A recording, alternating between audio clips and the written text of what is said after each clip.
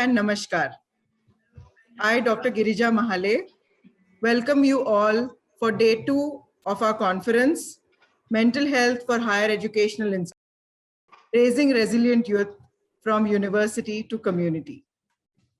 We'll begin with our first panel discussion for today, Creating a Thriving Environment in Universities. It's a faculty panel, following which we'll have the keynote address by our Honorable Minister of Youth Affairs and Sports.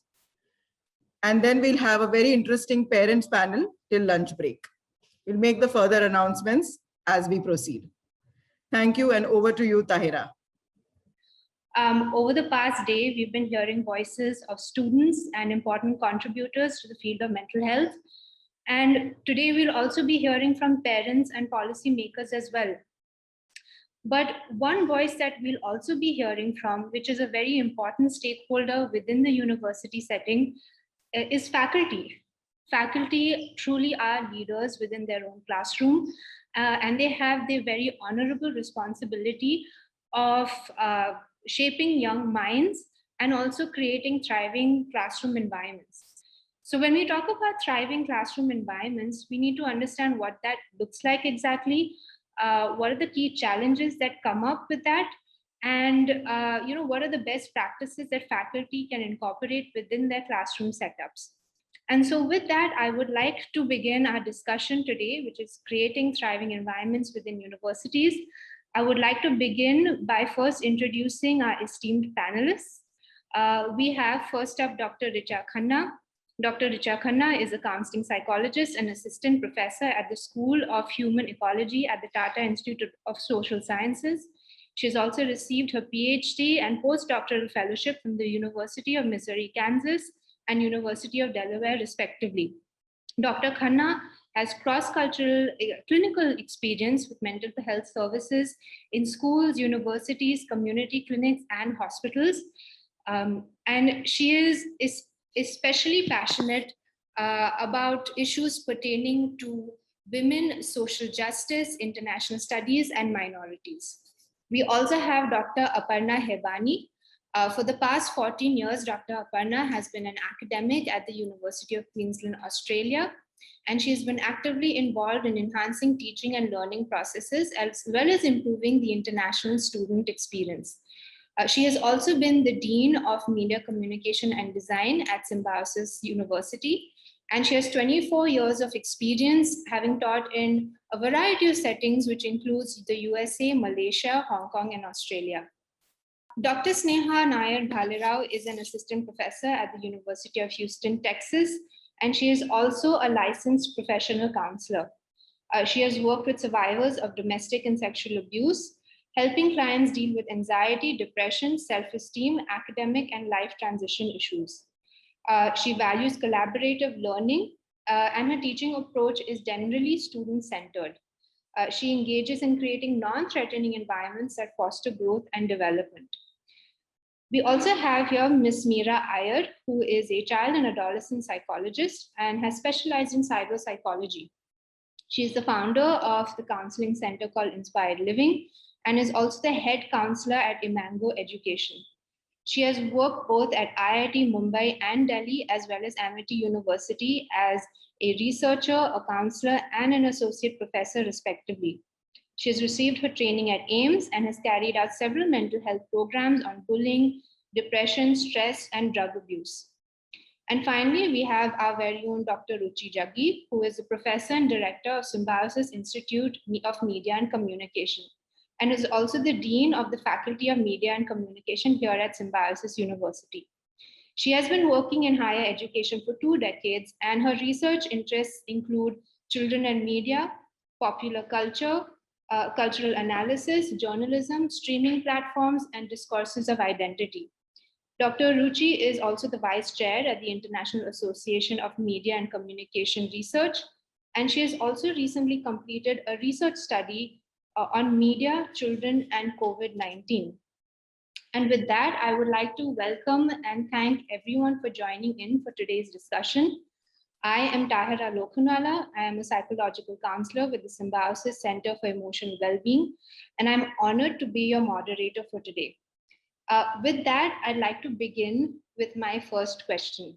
So there's a saying that you can't pour from an empty cup. Before we can talk about the mental health of students, it's important to first talk about the well-being and mental health of faculty. Faculty have their own stressors, and this can influence not only how they're feeling, but it can also influence the dynamics within the classroom. And as a first step, it's important to identify challenges that faculty face. Dr. Richa, based on your experience at TIS and in different academic settings, what has been your observations when it comes to the challenges faculty face? And what are the best ways in which faculty can go about supporting their own mental health? Thank you so much, Tehra. And, the saying you mentioned, pouring from an empty cup, is definitely something that I'm sure a lot of faculty can resonate with, given the emotional pressures that they face. Faculty are actually faced with several responsibilities and overall a pressure to perform well in both teaching as well as non-teaching based domains. There is a need to, identify and support students in different, also be systemic challenges like a heightened degree of competitiveness, adjusting to the political and cultural climate of a workplace, and especially for junior faculty, actually for those who are entering the profession, newly, don't have much experience. There is general lack of structure, which means there's not much instructions on how to do things, from the get-go. And also there are not enough supportive spaces to fall back upon.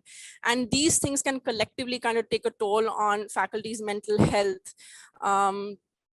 They can have a tendency to think in, perfectionistic tendencies, not allowing themselves to make mistakes, wanting to be a perfect role model for students because that's how students might see us, So not feeling like they're good enough and having to prove themselves a lot of the times. So what I would suggest are really 3 very simple strategies on how to take care of one's mental health in those situations. Important to identify and name negative emotions that are being experienced, whether it be anxiety, frustration, anger, a sense of burnout, and also just engaging in self-compassion, which means directing the kindness that you would give to other people towards yourself, telling yourself that I am good enough and that, I'm human too, and I have some needs as well is sometimes okay to do that. Secondly, it's very important to build a strong social network. So people you can fall back upon, whether that be fellow colleagues, family, friends. Also, I want to highlight this reaching out for professional help if you need it. There are a lot of good psychologists out there. And again, there is no shame in asking for help. Sometimes, talking to a psychologist is not only a great way to relieve your stress, but it can be a way to develop your own growth and, engage in personal discovery. And so therapy can really be for anyone. And I would strongly recommend that, being a psychologist myself. And finally, I want to point out that mental health sometimes just really comes down to the basics of daily functioning. So checking in with yourself. Are you eating well enough? Are you getting your good nutritious food? Are you getting enough rest and sleep? Is your body getting enough relaxation? And also some daily exercising, which, these are some things that I would definitely recommend. Thank you for that, Dr. Richa. Those are some incredibly important points to consider. And I particularly liked your suggestion on self-compassion. I mean, as most professionals in this field care very much about their productivity and their output and having the right kind of impact. And knowing that you're doing the best you can under any circumstances is a first step in supporting your own mental health. One of the many stresses that also come up is work-life balance, and not only for women, but for men too, given all the different responsibilities that need to be juggled. Dr. Aparna, you've explored work-life balance of faculty in the past. What have been some of your observations when it comes to work-life balance, the challenges around that, and how does one go about striking this work-life balance? So work-life balance, it's actually a very socio-culturally grounded concept. So you can't have a one solution fits all policy. So some cultures have more distinct boundaries, whereas in other cultures, this boundary is more blurred. So in certain cultures, such as what we call polychronic cultures like India, where the expectation and norm is to juggle multiple responsibilities at one time, you can have more blurred boundaries. But it's also dependent on gendered expectations, and it is a complex web or a balancing act, as you say, for men and women in academia. but there's a couple of strategies that I think everyone should try and work and see if it benefits them. First is, as a couple or as a family unit, discuss the certain roles and responsibilities transparently in a polite, respectful manner. That's very important. To divvy up certain tasks depending on work or study commitments. And it's actually good to get children involved from a young age as well in this process, and focus on delivering what is required within your specific workplace to help get tenure or promotion, if that's something that you desire. It's not something everyone wants, but if that's what you want to achieve, you set yourself up for, how do you then achieve that? Where possible, learn to politely decline work-related requests if it's not going to add value to your CV or to your resume. And women find it especially hard to say no. And my career trajectory has changed ever since I learned to do this. And last is time management. We need to be masters at multitasking. Be resilient in everything that you do. I mean, that's some interesting points, and it's quite insightful. You know, what I'm hearing is, apart from time management, it's about also boundary setting for yourself and knowing how much you can give under any particular situation. And also communication is key, not only in terms of communication with your family, but with your employers as well. Dr. Ruchi, you often advocate for conversations around the well-being of leadership. To lead entire institutions, manage people, constant problem solving can be quite emotionally taxing, I would imagine. How leadership is also coping sort of affects the ecosystem as well. What are some of the challenges that you have particularly observed when it comes to leadership in academic settings in terms of their own mental health? And what are the different ways in which leadership can go about supporting themselves? Thank you, Tahira. I think, the first important thing is to publicly champion it. I think unless you speak about it and accept it in public forums, that just because you are the leader, you will not have the same problems as anyone else. I think that is one of the biggest, misconception you live with as a leader. I think it is all right for leaders to say that they are vulnerable. It is all right for leaders to say that they deal with stress and anxiety. I think a lot of you really use the right words, a lot of people management, resolving conflicts. This is constant anxiety that people with positions of responsibility struggle with. I think in the current context of the pandemic, in particular in the last 1 year and over that, these uncertainties and anxieties have increased, and so have the responsibilities. What has precisely happened is that people look up to leaders for answers and responses. And in a very, very uncertain context, ambiguous context that we find ourselves in currently, you don't have those answers, right? So I think that's one thing. See, there is a larger environment of cost cutting. There's a larger environment of layoffs that are realities that leaders live with, and that can add to a lot of stress and anxiety for them. I think I don't know what is the way out of all of this, but I think admitting, acknowledging, accepting is the first step to having a more direct conversation on this subject. I think very importantly, what works for me, and I speak from very, very core personal experience, I think I'd never shy away from showing my vulnerabilities to my team. I think it is okay to say that you are vulnerable in a situation, because I think that also helps your team to open up with their insecurities and vulnerabilities. That doesn't mean that you create an environment of insecurity or anything. What I'm trying to say is to be realistic about it. I also think that the faculty in particular find themselves in a very ambiguous space all the time, in between the expectations of the management and in a university setting, and then what the students expect from them. And I think somewhere that ambiguous space increases their anxiety and stress level. And I think in this particular space, the leadership needs to provide support to the faculty.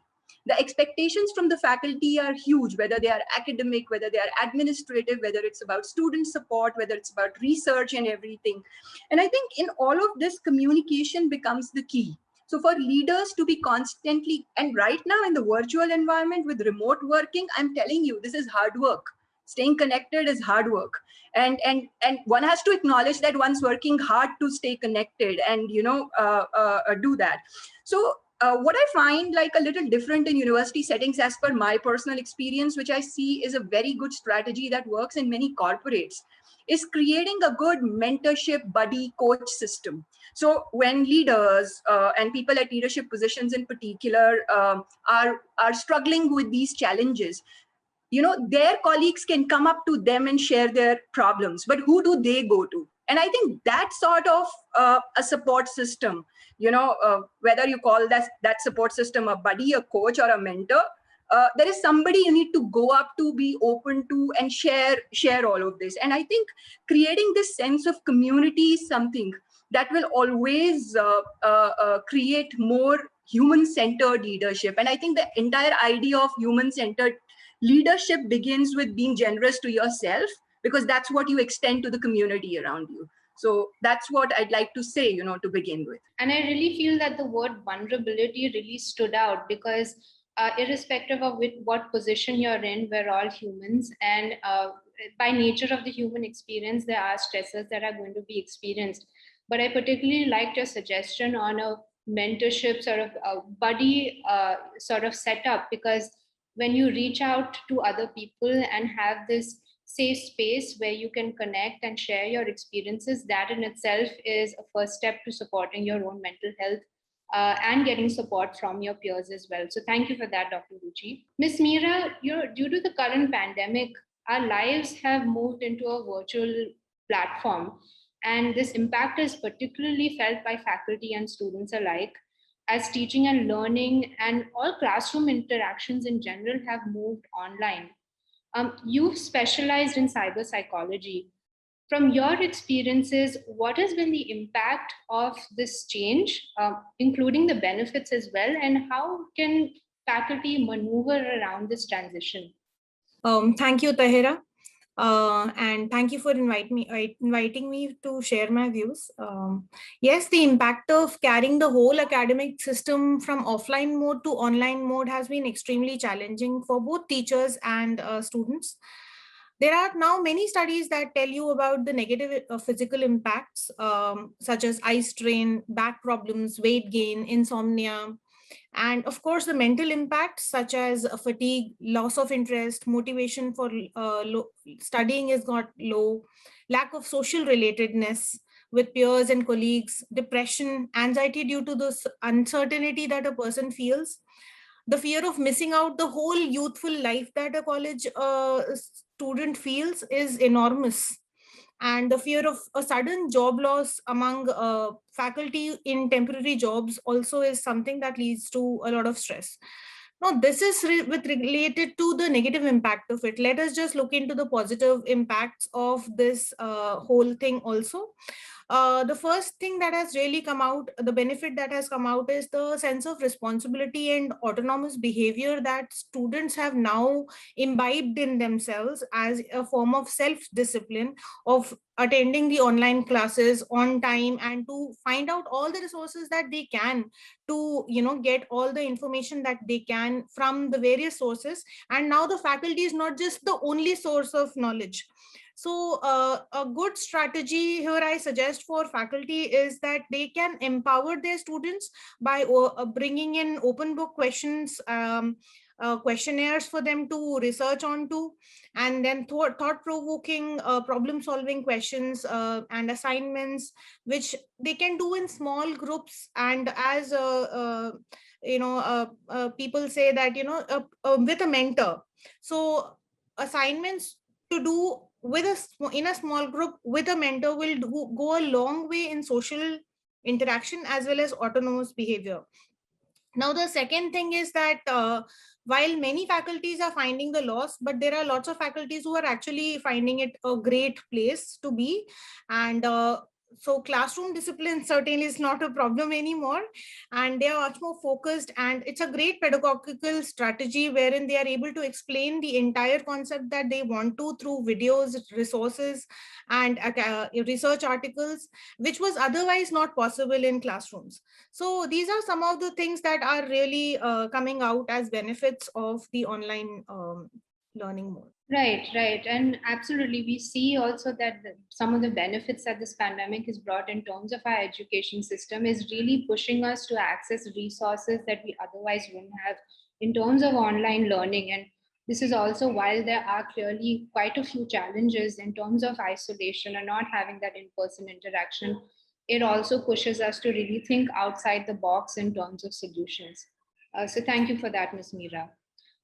Dr. Sneha, as a mental health counselor and a professor at the University of Houston, you've worked with clients who have depression, anxiety, self-esteem issues, and challenging family environments.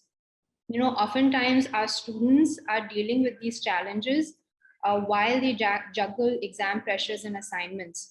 You know, based on your experience, how best can faculty approach their students when they are facing these challenges? And how has a mental health center in your university supported faculty in this regard? Thank you, Tahira, for that question. I've been working in higher education for past 7 years, and the student population that I've been working with ranges from ages 20 to 60. So I'm essentially dealing with adults who are not just students, but who are also juggling multiple other roles in their personal and professional life. And so I think the key factor here is to understand who is the student population you're serving and recognizing what their needs and challenges are. Once we identify their needs and challenges, we may be in a place to consider their needs and challenges and then create an environment that is more meaningful for them.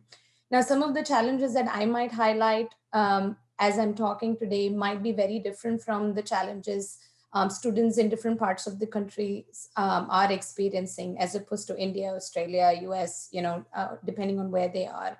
But what I've commonly seen is that students in higher education deal with a lot of financial pressures because they take this high student loans that kind of ties into really poor physical and mental health. So this constant anxiety and stress dealing with multiple pressures. We're working with adults, so they have relationship challenges, career challenges, keeping up with the fast-paced life of academia. And, I think somebody talked about, the virtual learning and the shift that pandemic has brought with learning environment. And I've also noticed that a lot of students have a hard time displaying skills that are equivalent to higher education standards. So those are some common challenges that I have seen over here at my university. And I feel like all of this reflects poor graduation rates. So because of these challenges, we are also seeing that the graduation rates are dropping down significantly. What do I do as a faculty to ensure that I'm incorporating student challenges is I feel like creating a very strong relationship with them. I feel when you create an approachable environment and an approachable demeanor with students, we're opening up that space for communication. We're opening up that space for, I need your help. I need to reach out to you. I have concerns. I need assistance from you. And it creates that sense of awareness of what students are having as concern and provides you the opportunity to, provide students with the resources and revenues that can benefit them. Here at University of Houston, Victoria, we have a counseling center that is completely functional all the time for our students dealing with any kind of mental health concerns. And one of the things we do over here is do a regular assessment, trying to assess which student which student population is dealing with mental health concerns. So we do like a timely assessment. And once we identify students with the needs, with mental health needs, we then reach out to them, providing additional support. So we do have individual counseling, couples counseling, group counseling, crisis counseling, because we do have adult population students dealing with domestic issues, or sexual abuse issues, or addictions for that matter. And so having a collaborative team of diverse professionals that are social workers, licensed professional counselors, career counselors, school psychologists, so having a diverse team working together, addressing different issues that students are struggling with, I think has proven very meaningful for our student population.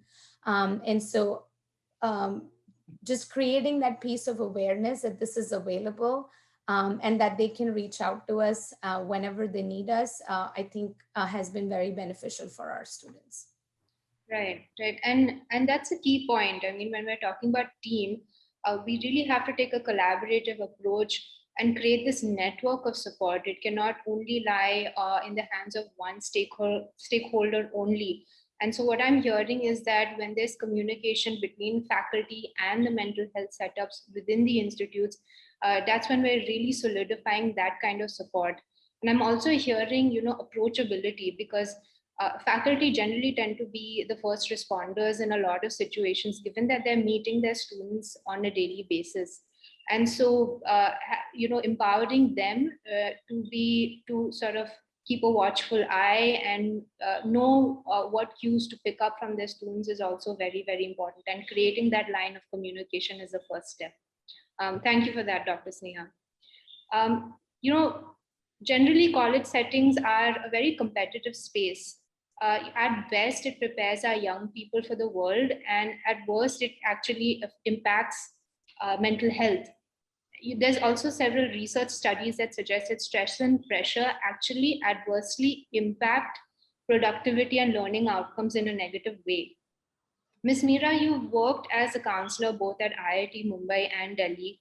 What are your thoughts on academic stress on students, and how can faculty go about creating an environment that is supportive, especially during these very high pressure times? What I feel is that the stress is not about academics only.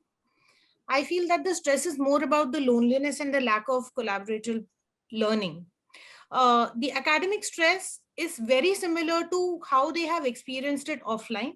And so one cannot actually say it's a significant academic stress between online and offline. And there are many studies that back my argument here. The silver lining, of course, is that now the social comparison is not within a college or a university. It's a bigger global level. A UG student is able to write research papers which is in competition along with the PhD students or professors. So the idea is that the entire aspect of knowledge building and to level up in terms of competencies, skills, and be more competent than what one was before is what is the competition. So the competition is now with self, with how they were before and how they are now. So that is precisely how we want it any which ways, right? So I feel that the academic stress has increased, it has not increased manifold online. This is being tackled very beautifully by many faculties in universities. I would like to add on some to it. Maybe there are faculties who are already doing it. For example, getting them into groups with a mentor, creating space for them to have more discussions and debates. And of course, positive reinforcement such as tokens like wise cards, super points. Believe me, it works wonders not just in schools, but works wonders with university and college students as well. They love to have their wise points. They love to have the little brownie points that they can use. And whenever they are answering correctly in a class. Apart from them, of course, giving them a lot of recognition, like putting their photographs up on their web pages, on the university home pages and college websites, encourages them to have a healthy competition, and more innovative ideas can really help infuse this collaborative learning in competition. So, but I must add along with it that, the faculty are the people who are under a lot of stress because of a lot of increase in their work hours and the amount that they are putting in as efforts for effective pedagogical strategies for communicating the same things that they could do offline on an online mode. So I think their mental health and their stress has been slightly more than that of students, and that is where one needs to start working on and let them have breaks, let them know that there is a life apart from a laptop and a screen, and there is a way of interacting with your own colleagues. That is something that they miss out too. So faculty is required to get together on more social terms, because they are now just simply having interactions with their students but not with each other many times. So that is one place where I feel effort can be put. You made some interesting points there, Ms. Meera. And what I'm hearing is that most of the time our students have the capacity to take on, academic loads, and it's less about the academic load and more about them comparing themselves to others. And so one of the key solutions for that is promoting healthy competition, but that's also infused with collaboration between students so they feel supported. But I also like the point of acknowledging students. When students feel validated and when they feel like their efforts are being acknowledged by faculty, that goes a long way in sort of promoting and encouraging them to continue further. So thank you for those points. Mental health also has a stigma attached to it oftentimes. We often hear about faculty sharing concerns and voicing their fears around being too involved in their students' lives. Keeping the faculty role strictly about imparting knowledge and strictly about teaching helps them enforce boundaries and make sure there's no overlap in roles. Yet, at the same time, students also look up to faculty for emotional guidance and support. Dr. Ruchi, what are your thoughts on these concerns that faculty have? I think, we kind of, we can't look at a faculty member or a teacher. I mean, I think, like, I'll use a more personal word for it, like the teachers, right? Teachers are organic beings, like humans, right? They have these organic connections with students. They are not mechanically going into a class, teaching what their session plan wants them to teach and coming out of the class. I mean, someone was just speaking about how no longer the faculty is not just the point of information provision for the students. That's been the case for years now, with the entire internet revolution. So what is this person in the classroom, whether it's now the virtual classroom or was it the physical classroom? What is this person's role in that student's life? Actually, this is a connection which is deeper. It is deeper than the mere academic concept that's exchanged in the class. Because when you exchange notes with students, those notes have layers of your own personality attached to it, and the students' personalities kind of coming and merging into it. So it's a very organic relationship which emerges in the classroom. And therefore, to say that the faculty will stay limited to their role to being teaching a certain academic concept and not be a part of any personal conversations with students, I think this is too much of a pressure for a faculty herself to take it upon. I think it can be very challenging because, I'm going to draw my limits and not talk to my student for any personal things, because, that's the role that the counselor does. I mean, I've been in higher education for almost 20 years now. I don't remember for the first 12, 13 years of this career that there was even in any ecosystem that I was a part of, there was a professional counseling service available for students. So you were doubling up for that role, and you were not doing it because it was expected of you. You were doing it because as a teacher, that is the organic connection you have with your students. Of course, it can be very, very pressurizing. Of course, you really sometimes feel very stressed out because of it. Because imagine, we kind of put this pressure a lot of times on our students that they don't switch on their cameras. What if they don't want to show us their houses to them? What if the curtain that's behind them puts them under stress when they compare themselves to the peer group that they're a part of? Because when they live in the hostel life on the campus, they are all at par in terms of the physical context that they are living in. And I think these are the realities that the faculty constantly struggle with.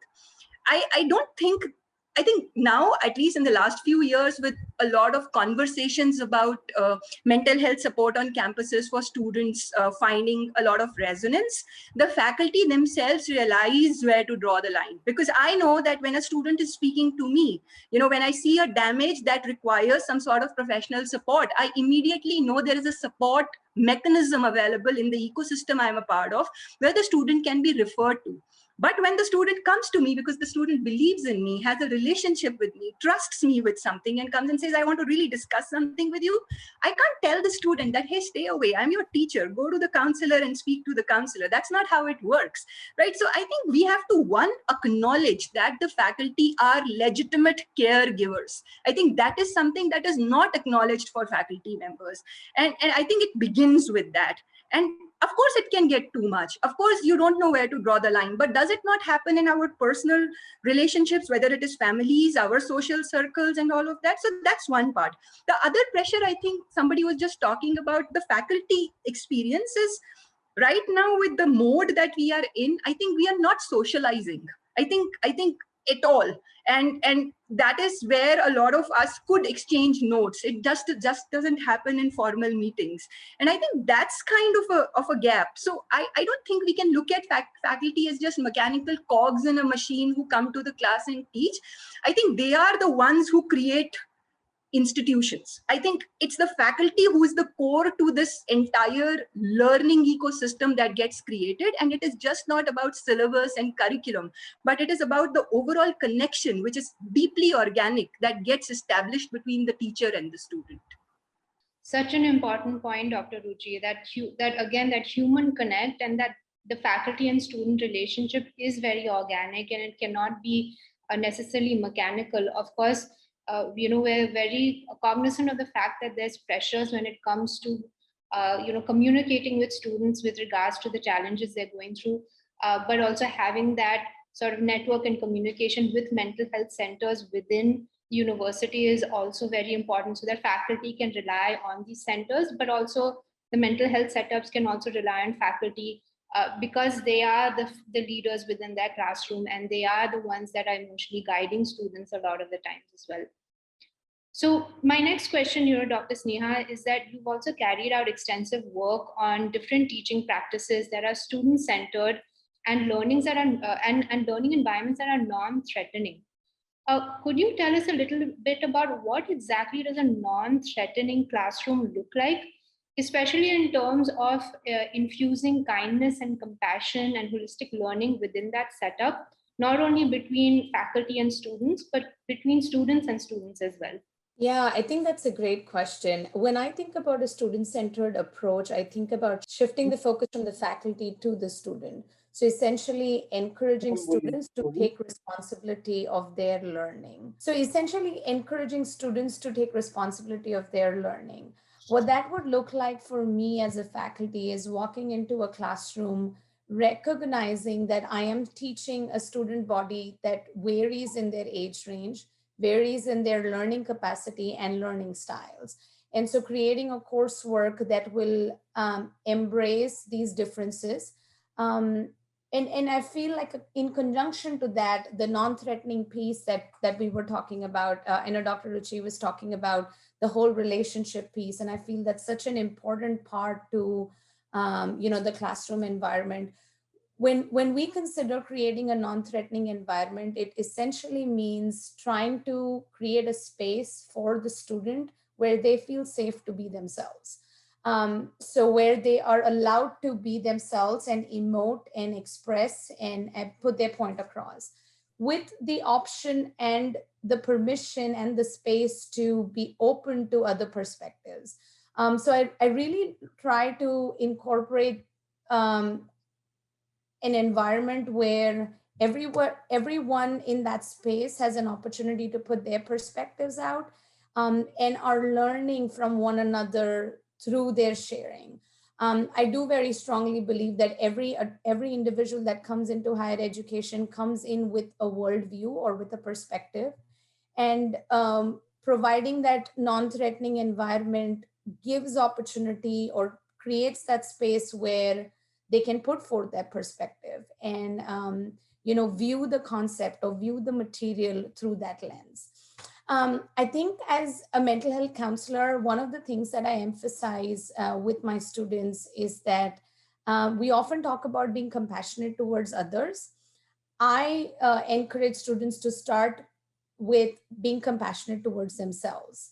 And if we are able to self-love and be compassionate towards ourselves, we are able to then expand that to people outside of us. So if you are in a space where everybody is compassionate and considerate to one another, I feel true learning and growth happens. And I feel the faculty plays a key role in creating that space and in facilitating that discussion where everybody feels comfortable and don't feel judged in putting across their point or sharing their perspective about a concept. And I feel like this can be translated to any field of education that we can think about. So that would be key in my word. Right. And I think allowing students to be authentically themselves, which is a point that you mentioned, is that that's an incredibly important point, because when students feel like they're safe to be who they want to be and who they are, then that's when they know they'll be able to grow as individuals as well. And that's a very, very crucial point. Dr. Richa, you've also worked extensively with different populations, both in the US and in India, particularly with ethnic minorities, international students, and marginalized communities. Most of the time, faculty also have this diversity within their own classroom setup, whether that's international students or students from rural communities, or students who are differently abled or who have learning disabilities. What is the best way an educator can go about meeting the needs of all their students? Yeah, that's a very important question. I'm going to talk about this in two frames. One is, attitudinally speaking, I think it's very important to have a stance of cultural humility, which means acknowledging that, we just won't know everyone's unique experience and every student's unique experience. And this will help us to avoid making any kinds of assumptions, Practically speaking, if a student has a disability, the hope is that as a faculty, I will be aware of that knowledge beforehand so that we can make accommodations as needed. But irrespective, acknowledging that not everybody learns the same way. So in that case, using diverse teaching methods, not only limiting yourself to, presentations that have text, but also images, multimedia, and also assessments need to incorporate that diversity as well. So again, not limiting to written exams, but outdoor field projects. Hopefully, when we're out of this pandemic, that's more possible to do. But also presentations, in-class presentations that accommodate for that diversity. Sometimes I also want to mention the content that we teach and the material that we provide also needs to be sensitive to that. So if we find that the material is not contextualized, I'm talking from my experience in the humanities and social sciences, we use a lot of Western approaches in, a lot of Western kind of material comes in our teaching. So to name that there are limitations of those theories will really help students feel like you are putting in that effort to go beyond just what a textbook is saying. You're doing your own education, you're doing your own training to ensure that the material is contextualized. Other practical things, I think important to be available rather than waiting for students to reach out to you. You reach out to them, especially if you know that somebody is struggling. Providing office hours for ease of accessibility. I know sometimes it can feel like you're on call, but I do think these are some adjustments and accommodations that faculty need to make in the light of diversity. And one important thing that I cannot emphasize enough is being open to feedback, because sometimes we think we are the experts on, on everything. We have learned a lot. We've been through our own education, but it's important, like I said, to be culturally humble and, ask the student, how can I improve? How can I be doing better to support you? And also on another practical level, engaging in trainings, multicultural sensitivity trainings that can be made available to faculty to improve this area. And finally, I will say having enough referral networks, referral sources in your network in case you are not able to provide that support. For example, we're talking about students who might need financial aid, referring them to a financial aid office, or it could be an international student affairs office. It could be an assessment specialist. It could be, support to those who identify from the LGBTQ community, or it could be a culturally sensitive psychologist. So all these things are what we should kind of have in our toolkit available to manage different kinds of diversity. Yeah, and some very important takeaways there in terms of also taking feedback, but also infusing experiential learning, but also keeping an open mind and being sensitive to the different needs and requirements of students in the classroom. Dr. Aparna, you've also taught in a variety of different classroom settings across cultural contexts, be it Hong Kong, USA, Malaysia, Australia, and India. What are some of the difference that you have observed in classroom student culture across these different countries? And what are some of the best practices that we could learn from within these cultural contexts, and also in terms of the mental health setups within these universities?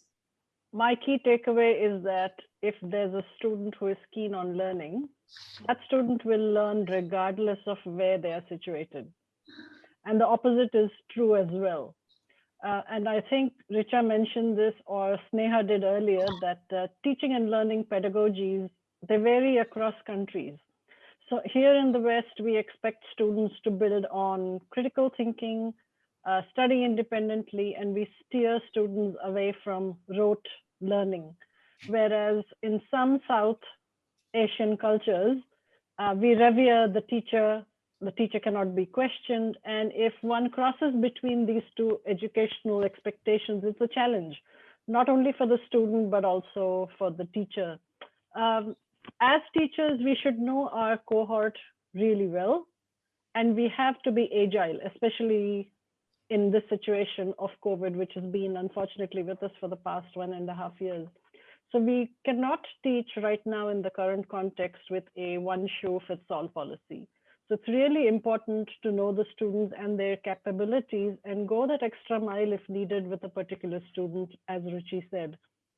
You cannot reduce emphasis on the personal relationship that you can form, or you're a support system for a student through these very, very trying times.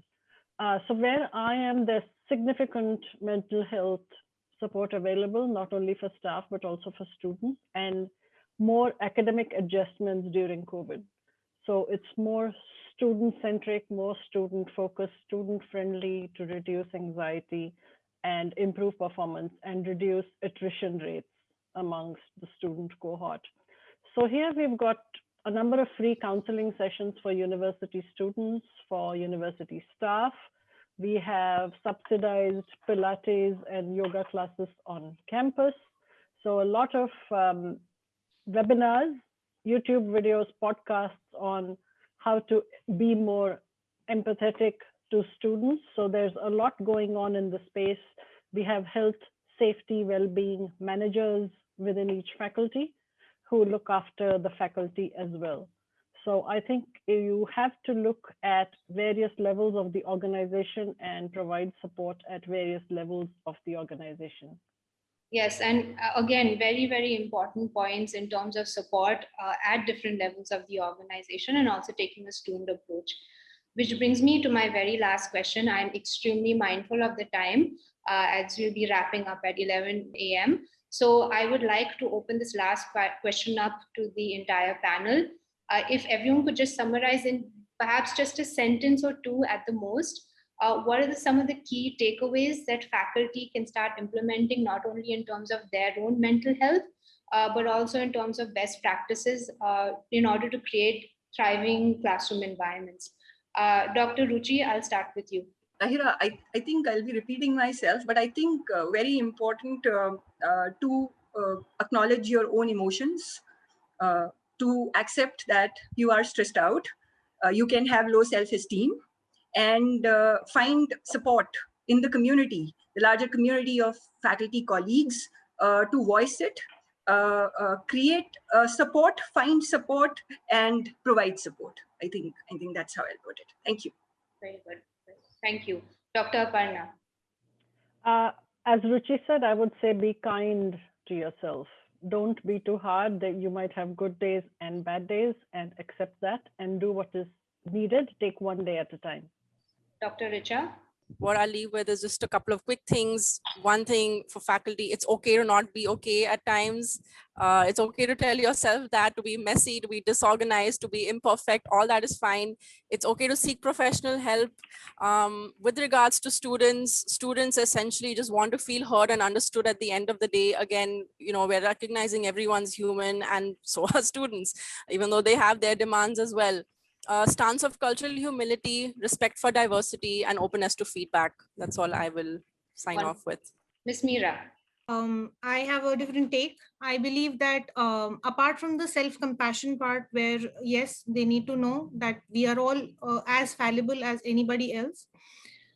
A great takeaway that has to be taken consideration of is that now faculty are so much more technically expert in teaching online as well as offline. So whether it is making content for MOOC courses or outreach programs, or whether offline learning or online learning, they are absolutely ready for any kind of uncertainty that is coming on.